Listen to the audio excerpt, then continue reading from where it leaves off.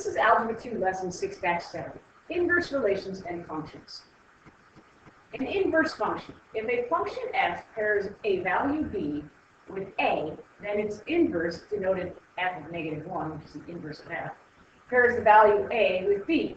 If the inverse of f is also a function, then f and the inverse are inverse functions.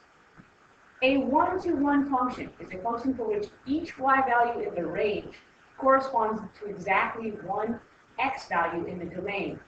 A one-to-one function f has an inverse f of x, an inverse f of x that is also a function. Right? Let's take a look at this. The inverse of a function may or may not be a function. The diagram shows a relation, a function, and its inverse, not a function. Notice, okay, the domain 1.2 range is 1, domain 1.4 range 1, domain 1.6 range 2, domain 1.9 range 2. That's a function. However, if you do its inverse and the inverse reverses your domain and range, you now have a domain of 1 going to 2 different ranges and a domain of 2 going to 2 different ranges, which means the inverse of that relation R is not a function. The range of a relation is the domain of an inverse. The domain of the relation is the range of the inverse. Right? So you just interchange basically x and y. So finding the inverse of a function, of a relation, excuse me. What is the inverse of relation T? Well, if you're going to find the inverse, you're just going to interchange your x and y values. So, if x was 0 and y was -5, the inverse is x is going to be -5 and y is going to be 0. You just interchange your x and y values. So instead of having 1, -4, we're going to have 4, 1. And instead of having 2, -3, we're going to have -3, 2. And last but not least, instead of having 3, -3, we'll have -3, 3. If we were to graph the inverse, the graph of relation and its inverse, right, you can see this a little bit better on your paper. I'm just going to go off of what I know. Okay, my relation was 0, -5. So here's 0, -5. Then there was 1, -4. There's 1, -4. And then 2, -3, 2, -3. And then 3, -2. Or 3, -3. 3, -3 will be here. Okay, so it looks something like this. Okay, not a great function. Normally you don't connect the dots unless they tell you to graph it. So we'll just plot the dots. You know, dot here, dot here, dot here, dot there. Okay. Now the inverse, okay, was instead of 0, -5, we have -5, 0. That's there. And then we have -4, 1, which is there. And then -3, 2, which is here. And then -3, 3. Which is here. So there's the inverse of that function. Inverse is here. This is the inverse. And this is the original relation. Okay? This is the inverse of R. Or actually T, excuse me. T. Inverse of T. Okay. So plotting the inverse isn't hard. As you can see, the graphs of the relation and its inverse are the reflections of each other in the line of y equals x. Let's go back to that for a second. Okay, the line of y equals x would be a line that goes like this. If we folded all the points down here, would land on top of the points over here. So it reflects it over the y equals x line. Okay, so if you describe a relation or a function by an equation in x and y, you can switch x and y to get an equation for the inverse. So if we're going to get an inverse for y equals x squared plus 3, simply to find the inverse, you're going to interchange x and y. So I'm now going to have x equals y squared plus 3. Right? And I'm going to solve for y. So you interchange x and y and then solve for y. So if I'm going to solve for y, I'm going to subtract 3, so I have x minus 3 equals y squared. To solve for y, I'm going to take the square root, and I like my y on my left side, so I'm just going to say y squared equals x minus 3. Then I'm going to take the square root of both sides. So y is going to equal plus or minus the square root of x minus 3.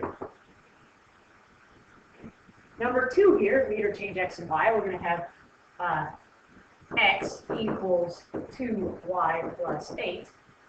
Okay, x minus 8 equals 2y. Or 2y equals x minus 8. For some reason I like my variables on the left-hand side. Divide by 2, y equals Okay, x minus 8 over 2, or you could rewrite it as y equals 1/2 x minus 4. Either way works, they're both the same equation, just written in a slightly different form. Okay, now, graphing a relation in its inverse. I'm going to graph y equals x squared plus 3, and then I'm going to graph its inverse. So if I was to graph y equals x squared plus 3, okay, and the inverse of that would be y equals the square root, plus or minus, excuse me, the square root of x minus 3. Okay, there's its inverse. So, I already know that y equals x squared plus 3 is going to have the vertex at 3, 0. 1, 2, 3, 0 here. And it's basically going to do what it normally does. Okay, up 4 over 1, up 4 over 1, 2 over 2 up 2, over 2 up 2. So it's going to look like this. Okay, so we'll graph something like that. Okay. Now the inverse is going to go over the line y equals x. I'm going to try to do that one a little easier than normal. So it's a dashed line. Let's make it bigger so we can see it a little better. And let's make sure we can the middle. There's the line that it's going to reflect across. Okay, so essentially now what we're going to do is we're going to interchange our x and our y's. Okay, so instead of going this way now, if it was to fold, 1, 2, 3, the vertex is here, and then you're going to go left 1, up 1, here's, okay, and then 2, and 2. So it's going to look like this. And there's your function for the inverse. Okay, it folds basically along that line y equals x. Okay, so this happens to be y equals x squared plus 3, and this happens to be y equals plus or minus the square root of x minus 3. So there's the graph of its inverse. Okay, we're going to graph y equals 2x plus 8. Okay, remember, these are the same two equations we just saw earlier. So its inverse is y equals x minus 8 over 2. Y equals x minus 8 over 2, or y equals 1/2 x minus 4. That might be easier for some people to graph. So y equals 2x plus 8 means I have to go up 8. 1, 2, 3, 4, 5, 6, 7, 8. And my slope is up 2 over 1, or down to left 1. And since the line, I'm actually going to graph it for the line because I don't draw straight lines very well. So I need to be here-ish. Now that's terrible. It's supposed to be a line. A line. Okay, no, it's got it. I don't want to green, I don't want to dash. Solid. I don't want to purple. There we go. Now maybe we'll get green. There we go. What boy that on? Put that back purple on here.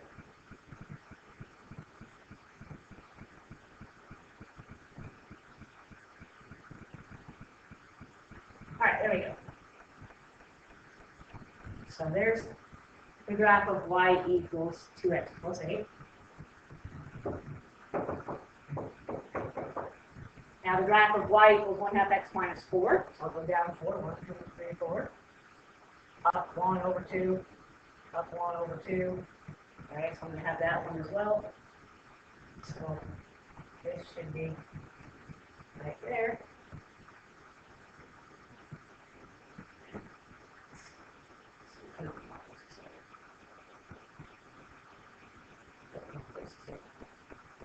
In so that I can show that they're actually going to cross a little bit. They do cross, you can see that. Perhaps some cross here. Okay. And then I'm going to draw my y equals x line. So here, I'm going to put that as a dashed line. And I'm going to put the green again, in the nice color. That goes to the center.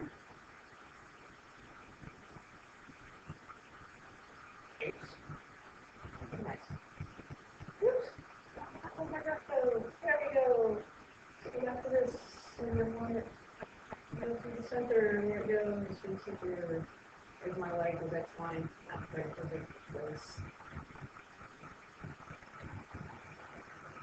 And as you can see, it goes right through where the intersection of the two graphs are.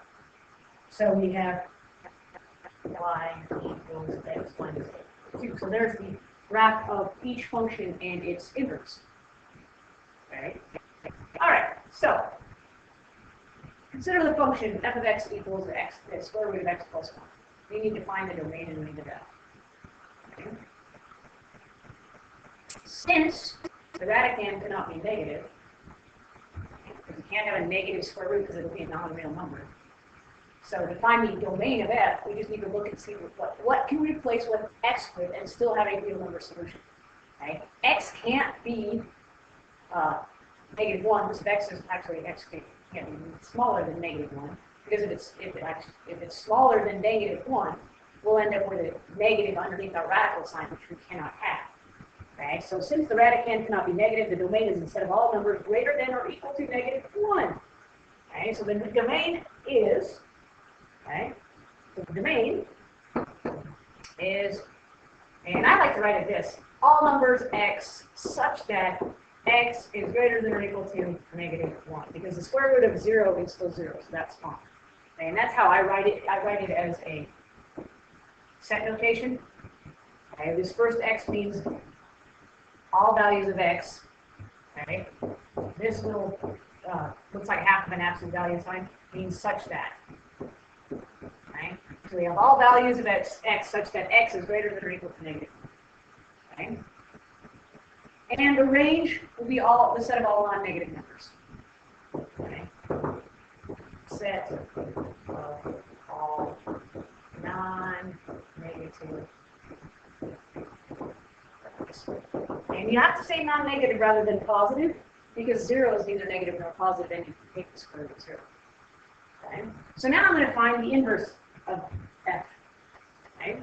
So if f of x equals the square root of x plus 1, okay, we have to rewrite the equation using y. So y equals the square root of x plus 1. Now we're going to interchange x and y. So x equals the square root of y plus 1. Okay. Now, since x equals the principal square root, x has to be greater than or equal to 0, so we don't need to worry about the positive and negative signs. Okay, so we're going to square both sides. So x squared equals y plus 1. Okay. Solve for y, then we're going to subtract 1. X squared minus 1 equals y. So the inverse of x is equal to x squared minus 1. Where x has got to be greater than or equal to 0. So we have found that.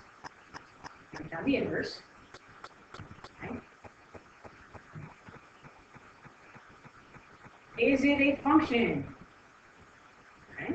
Well, let's look at the domain and range first for a second of our new equation, our inverse. The domain and range are the inverse of that bit. The domain of the inverse is equal to the range of it, which is a set of all non-negative numbers. Okay? So the domain now is going to be the set of all non-negative numbers.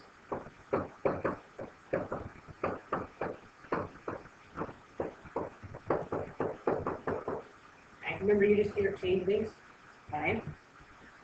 And since x squared is greater than or equal to 0, x squared minus 1 is greater than or equal to negative 1. Thus, the range is the set of all numbers greater than or equal to negative 1.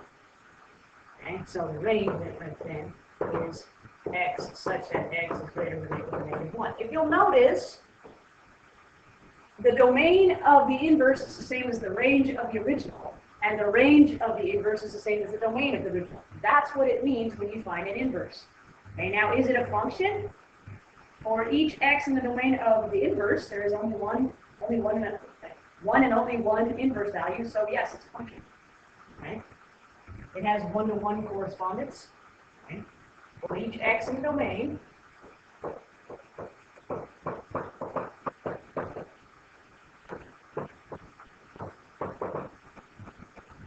of f of the inverse of f, okay, there is only one value.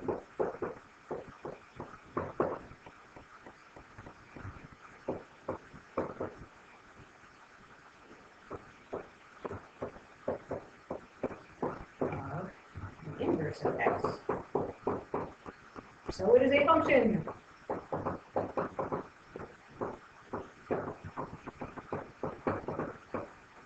Okay. All right. Functions that model real-world behavior are often expressed as formulas with meaningful variables. Like, for instance, the formula for the area of the circle, area equals pi r squared. Strictly speaking, the inverse would be r equals pi times a squared, but this does not give us a true relationship between the area and the radius. So it's better to leave the variables in place and solve for r as a function of a. Right? Or for example, what I mean is, if I have a equals pi r squared, okay, instead of interchanging r and a here, solve for r. Okay, so what I'm going to do here is first I'm going to divide by pi. So r will equal a divided by pi. The r squared will equal a divided by pi. And then to find r, you take the square root. So r equals the square root of a over pi. And of course, since you can't have a negative radius, you wouldn't put the plus and minus in front of that formula. So in some instances, you can't really interchange them very well because it does change the absolute value of the inverse, okay, the value of the actual true formula. All right, so let's find the inverse of the formula. Okay. The function d equals v squared divided by 19.6 relates the distance d in meters that an object has fallen to its velocity v in meters per second. Find the inverse of this function and what is the velocity of a cliff diver who is 24 meters high in meters per second as he enters the water. In other words, I've got a cliff diver at the top of a cliff that's 24 meters above the water. He's going to jump into the water. We need to know what his velocity is in meters per second when he enters the water. So not at the top, not in the middle, but as he enters the water. All right, so d equals v squared divided by 19.6. If we're trying to find his velocity, we need to solve for v. So the first thing I'm going to do is I'm going to take this formula and I'm going to solve it for v. Okay. Because that's what we're supposed to find. We're supposed to find, okay, his velocity. And so I'm going to take v equals v squared over 19.6, multiply both sides by 19.6. These will cancel, and I'll get 19.6 v equals v squared. Okay. Take the square root of both sides. So the velocity is going to equal the square root of 19.6 v. Again, I only need the principal square root because I can't have a negative velocity. If you are falling or jumping off of something, you will be picking up speed. Right? It's not like the gravity's pulling you back up the cliff.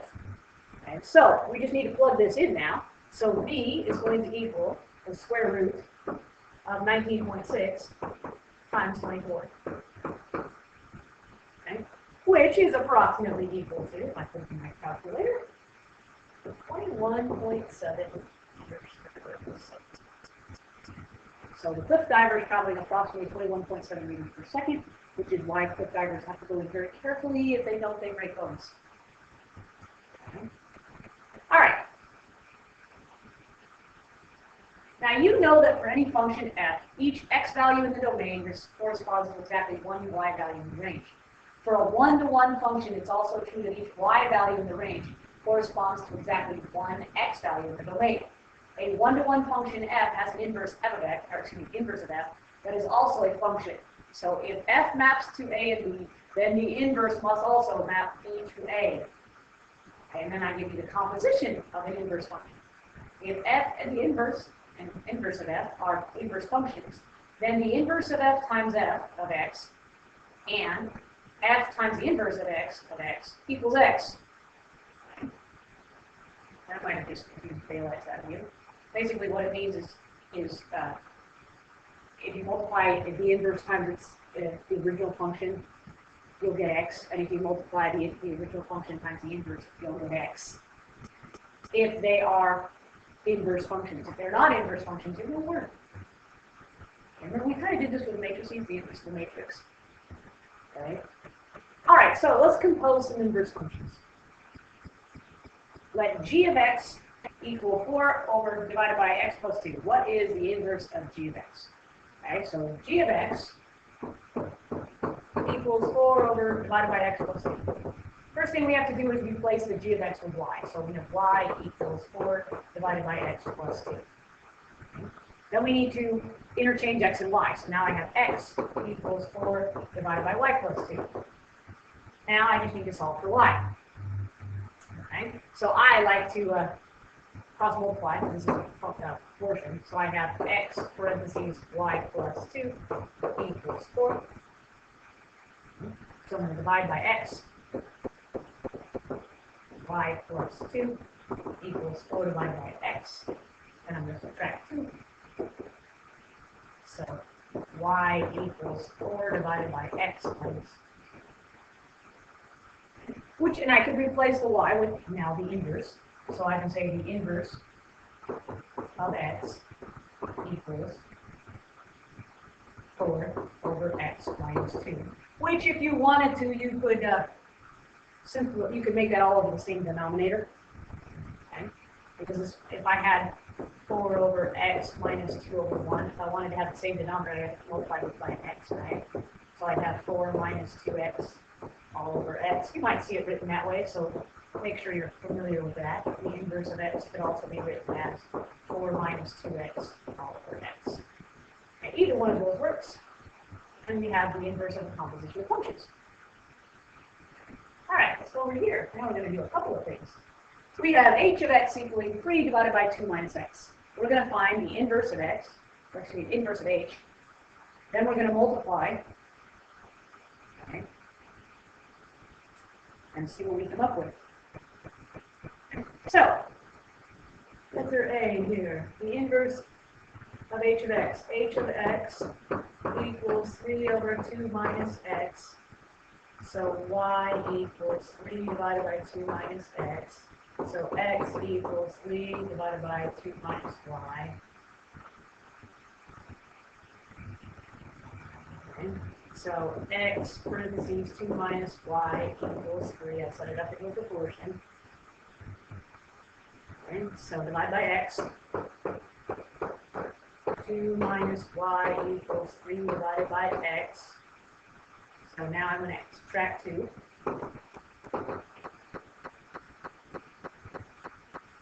So I will have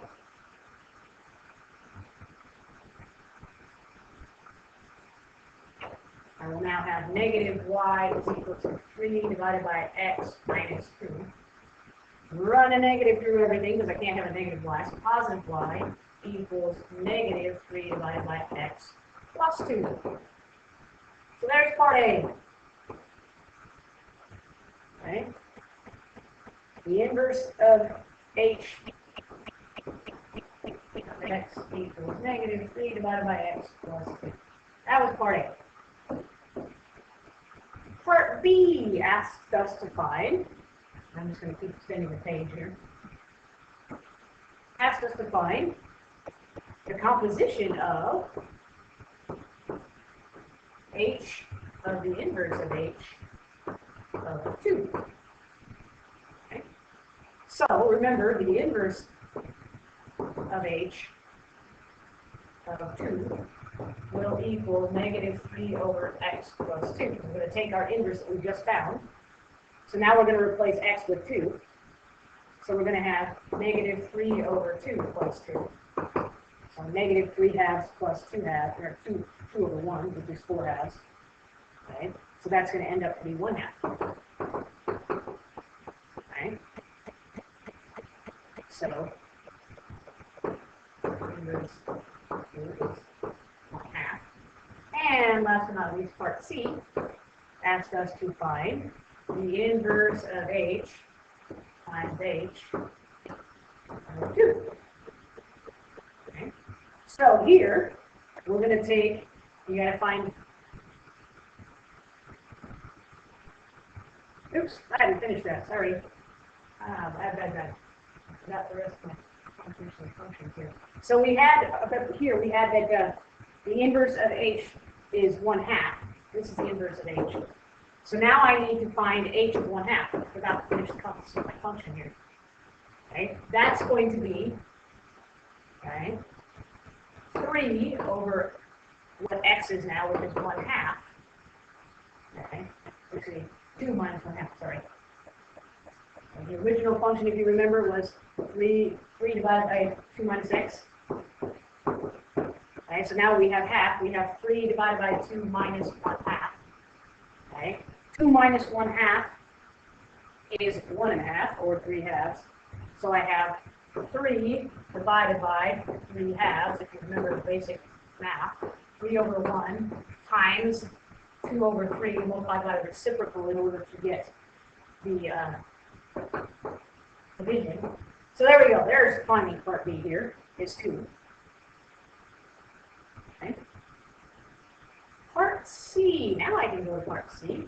Asked us to find the inverse of h, the composition of the inverse of h times h of 2. Okay. So, first thing we're going to find is h of 2, which tells us to take 3 over 2 minus x, which is 2 minus 2, which is going to be 3 divided by 0. Can't divide by 0, that's undefined, so we're done at that point in time. So that should tell you right now that the inverse of the function and the function is not, they're not inverses of each other, because in order to be inverses, they should come up with the same number. Right, so that is inverse relations and functions. It's a fairly long lesson, but hopefully you understood it.